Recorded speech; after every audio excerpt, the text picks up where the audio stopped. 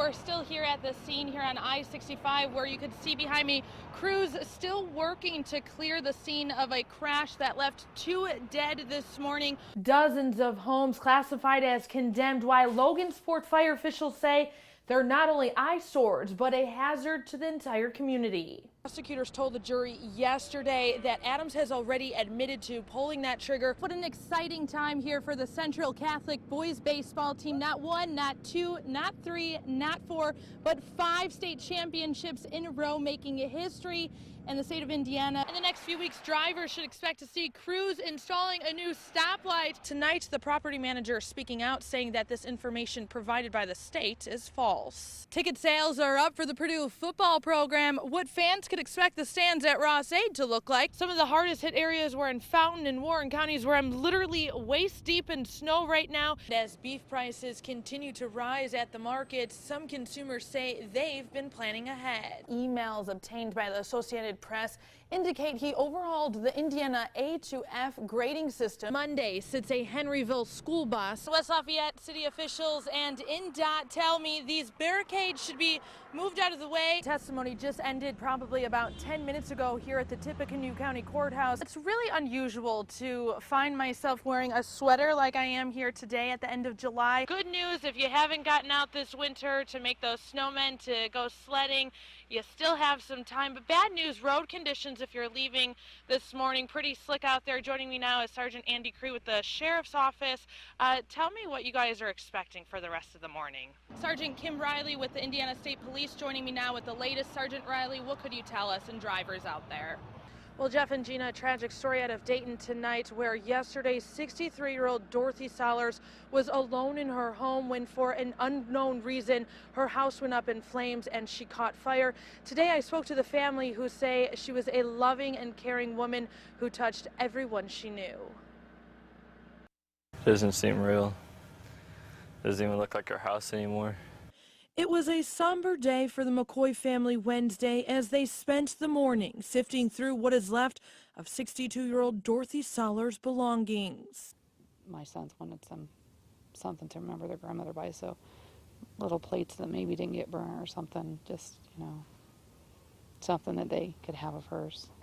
It's one of her records, and she always had papers in this basket.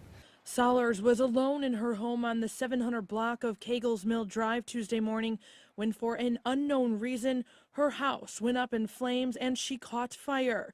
It was a call Sollers' 2 grandsons say would change their lives forever. I just got home from school because I leave early, and I was doing my homework, and my mom called me and told me my grandma just got on fire and we need to go to the emergency room. So my dad and I went, and that's where I saw her. Frightened, terrified, horrified, actually. Just couldn't believe it. On any day, it had to happen here. Yeah.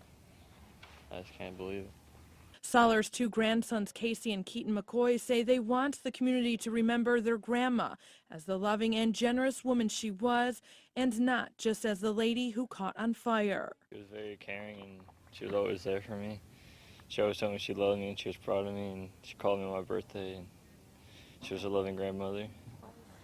She was very strong-willed. She was a tough woman, and she was very caring, a family type of person. A person they say touched everyone she knew.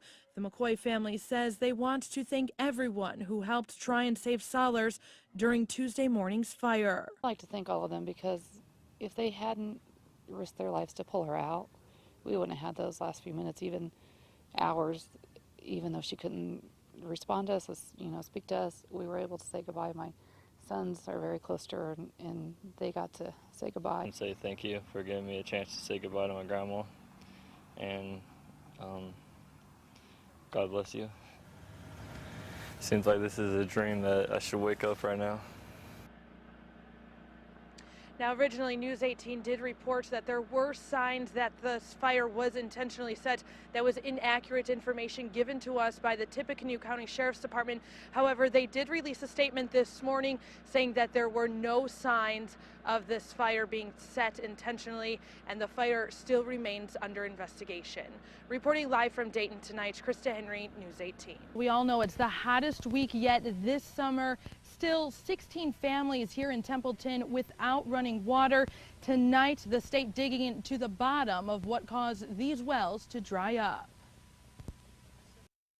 As you can see, there's not even a drop to be pulled from it.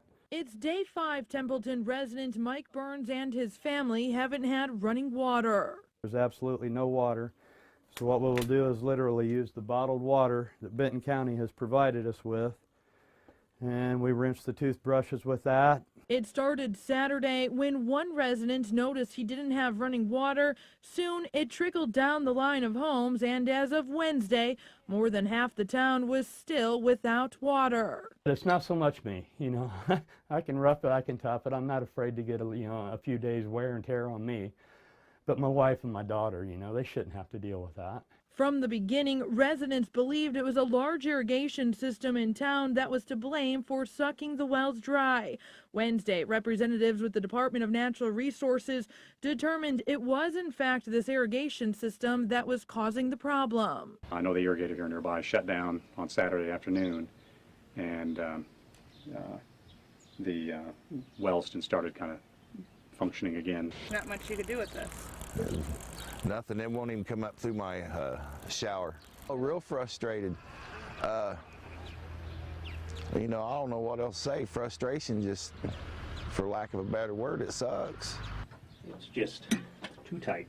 A tanker has been set up in the middle of town for residents to fill 5-gallon buckets of water just so they could do something as simple as flushing their toilets. That is the way that takes place. And it's every day now for 5 days, however many times a day that the restroom is needed to be used. Just never dreamed that we would ever have water problems. It's been something, like you said, that we've took for granted. It brings some emotions. It does. You know, when I've got to, look at my little one and worry about how she's going to get cleaned up today.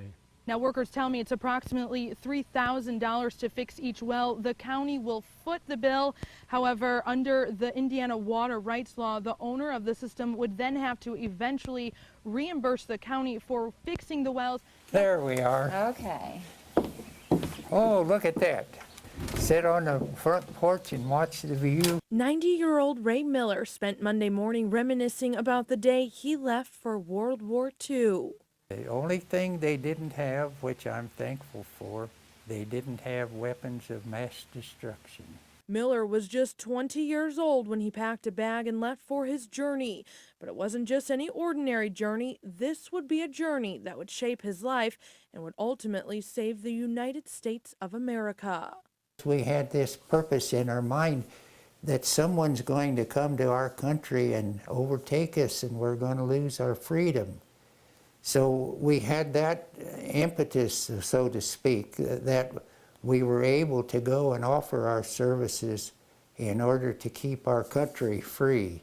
But we didn't know what to expect. We had no idea. While it's been nearly 70 years since he fought for our country's freedom, Miller says there isn't a day that goes by he doesn't think about those who never made it home. Here they gave what is called the ultimate sacrifice. They gave of their entire life, and all their experience was all cut short. He likes it, doesn't he? Yeah, I don't know what he's doing. But while Miller reflects and remembers his buddies and the rest of the heroes who gave the ultimate sacrifice, he says he's blessed to have made a new best friend, Chris Turpin. What are those purple flowers? Those are clematis. Clematis. This is my herbs. Turpin was Miller's guardian on Lafayette's first honor flight to Washington, D.C. in April of 2012. The two had never met before that day, but now they both say they couldn't imagine life without one another. Eventually, she and her husband adopted me into her family, and it was a blessing beyond all measure. I can't begin to measure that, how fortunate, how blessed I am. We have become the best of friends in the year since we went on that honor flight together. We've done so many things together, and I've learned so much about his life. His children have become my friends. It's been wonderful. It's been a joy. It's been one of the highlights of my life. Well, thank you, dear. You ready to go back in? There's no way we can measure the amplitude, all the blessings that we have, we can't count them. They're beyond all measurement. I feel blessed to have Ray as a friend. I feel blessed to have my freedom. I feel blessed to live in this country. And now the two say they'll make new memories together and continue counting all of their blessings one step at a time. You come to think of it, the ability to walk is something that's a blessing. Reporting in Tippecanoe County, Krista Henery, News 18.